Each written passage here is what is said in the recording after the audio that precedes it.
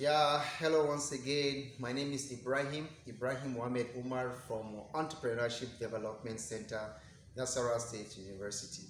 I welcome you to our regular lecture series. Today, we'll be looking at the Model 2 on our Entrepreneurship Special Program Model, ENT 211. The Model 2 talks about business opportunity evaluation. Um, as a form of introduction to this topic, we need to understand that business ideas or enterprise or venture related ideas are supposed to be subjected to rigorous screening to ascertain the marketability and sustainability of such um, venture or enterprise if it begins to operate as a venture. Lot of ventures hardly survive in navigating the curves as far as the growth is concerned. Like we all know, when we talk about the growth of ventures, we are talking about how the various ventures transit from one phase to the other, from the seed stage to the startup stage to the growth stage to the expansion stage to the maturity stage to the diversification phase, decline, then exit. Today, let's look at this venture at the ideation phase. A lot of people see opportunities, a lot of people take opportunities. And even when we acknowledge the fact that a lot of people take the opportunities they see, sustaining that opportunity, if it becomes a running venture or business, has a lot of challenges. And most of these challenges are challenges that will have been navigated when at the sixth stage if you had actually evaluated your business idea. So to actually address this, you need to do what you call a very rigorous evaluation. You weigh it. Don't just look at it like an opportunity and you want to venture into it. Take it through the acid test to see if it's going to survive within or for as long as you intend to have your venture running. So to evaluate your idea, yes, we talk about feasibility. You need to carry out a lot of feasibility, marketing feasibility, financial feasibility, and process feasibility, even the product feasibility. You need to do a lot of feasibility. But today, we'll not be talking about feasibility.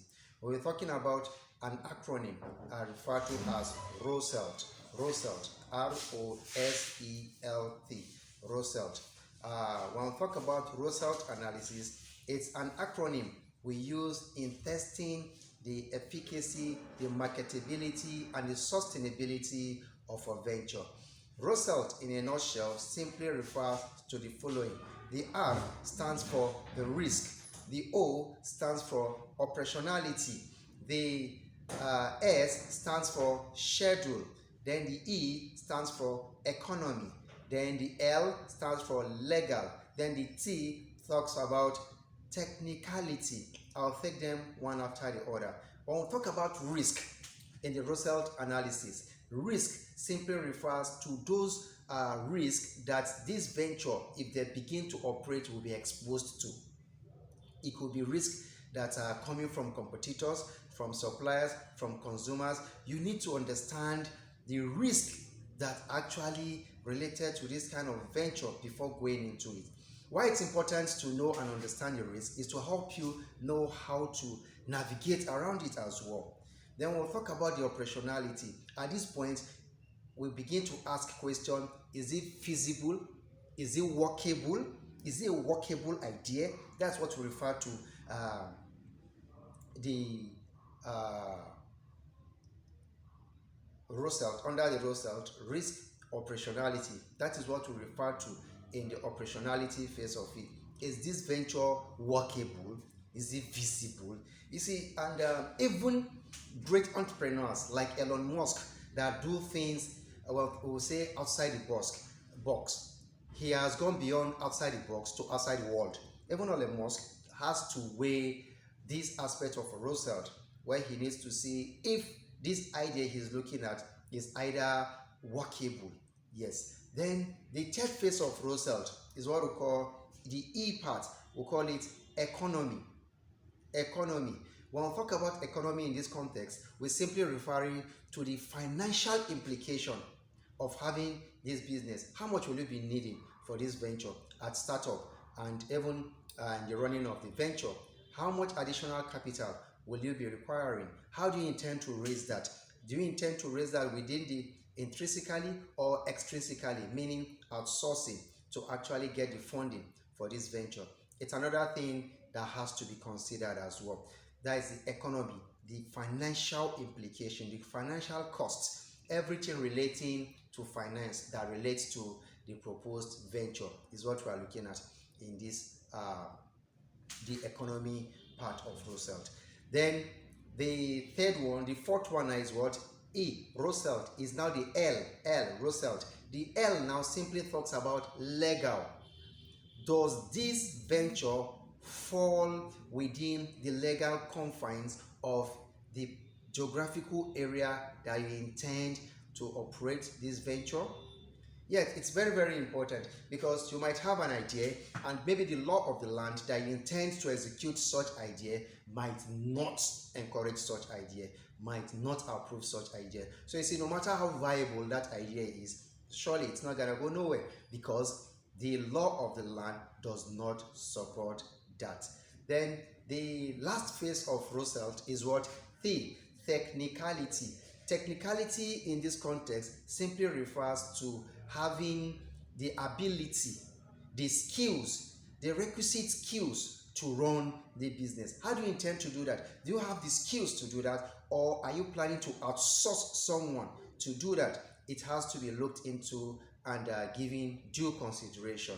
Yes, and a lot of people also talk about other analysis that you can use to weigh and evaluate your idea, but I feel more comfortable using Roosevelt. And like in the Roosevelt analysis, if you take it one after the other and you have we have like 5 indices here. We have the R, that is the risk. Then we have the O, that is the operationality. We have the S, that is the schedule. I don't think we talked about schedule. Sorry about that. Let me go back and talk about schedule. When we talk about schedule, S, schedule. Schedule here simply refers to the time frame, the time it will take to have this business running. Like if the venture you are looking at, it's a venture that is in a product line. Yes. How long will it take you to source material? How long will it take you to convert this material to finished product? How long will you keep it? How long will it be in the market? How long will somebody acquire it? And how long will it be consumed for somebody to come for repeat patronage? So the time it takes from consumption, from production to consumption and the repeat patronage is what we are looking at the S. So like I was saying, now we have the risk, we have the operationality, we have the schedule, we have the economy, we have the legal, we have the technicality. These are 5 indices. So if you have 5 among these 5 indices working out to your favor, it's a good venture. Go ahead. If you have 4 among these 5 indices working well for you, it's a good venture, but you still need to go back to the drawing board. But if you have 3 of these indices working to your favor, it might not be too good a venture, so you need to have a rethink. You need to do a rethink or re-strategize. But if you have 2 working for you as against 3 in the indices that are 5, it is not a good venture. Don't even go into it. So what if you have just 1 working for you?